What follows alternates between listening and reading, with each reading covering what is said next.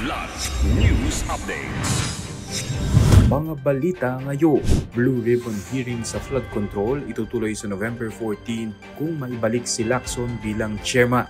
Pangulong Marcos Jr. nasa Malaysia na para sa ASEAN Summit at related summits. Carlos Yulo nasungkit ang gold sa men's vault ng World Artistic Gymnastics. Ako po si Cesar Soriano para ihatid ang mga nangungunang balita sa buong kapuluan. Ngayon, Nakatakdang magpatuloy ang pagdinig ng Senate Blue Ribbon Committee sa mga anomalya sa flood control sa November 40 kung sakaling maihalal muli si Senate President Pro Tempore Ping Lacson bilang chairman nito.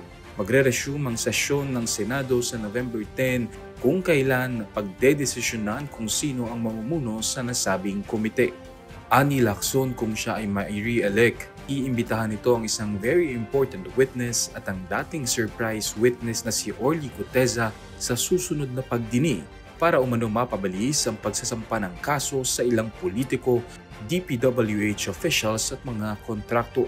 Bago ito, inihayag ni Lacson na maaaring magdulot ng pagkalas sa majority bloc at kalaunay pagkawala ng presidency ni Senate President Tito Sotto III ang pagtanggap nito sa Blue Ribbon Chairmanship. Si Senator Erwin Tulfo ang pansamantalang Blue Ribbon Chair mula nang magbitiw si Lacson noong October 6.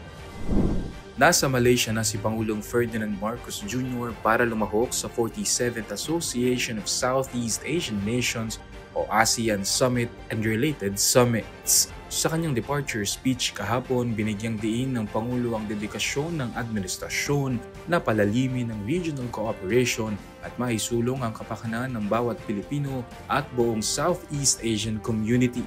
Nasahang tatalakayin sa summit ang mga isyong patungkol sa South China Sea, Myanmar, climate change at ekonomiya habang pinagtitibay ang paninindigan ng Pilipinas sa rules-based international order. Sasalubungin din ng ASEAN ng Timor-Leste bilang bagong kasapi habang formal namang ipapasa ng Malaysia ang ASEAN chairship sa Pilipinas. Nakatakda ring dumalo si Marcos sa bilateral meeting sa sidelines ng summit.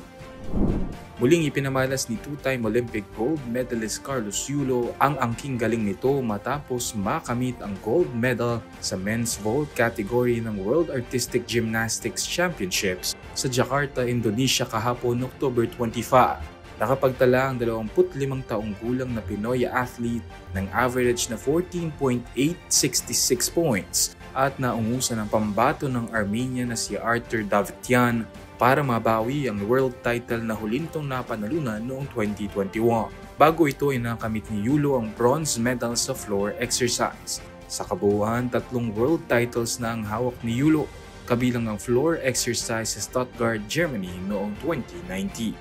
Para sa Kidlat News Channel, ako si Renzo Lenon, nag-uula.